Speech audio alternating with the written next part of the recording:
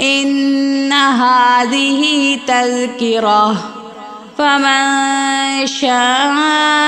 اتخذ إلى ربه سبيلا إن ربك يعلم أنك تقوم أدنى من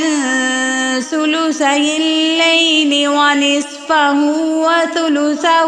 وطائفة من الذين معك والله يقدر الليل والنهار علم أن لن تحصوه فتاب عليكم فاقرؤوا ما تيسر من القرآن علم أن سيكون منكم مرضى وآخرون يضربون في الأرض يبتغون من فضل الله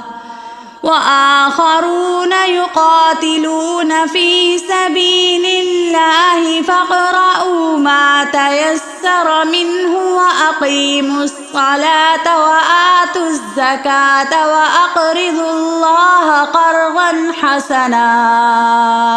وما تقدموا لأنفسكم من خير تجدوه عند الله هو خيرا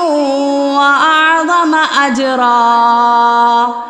واستغفروا الله إن الله غفور رحيم صدق الله العظيم.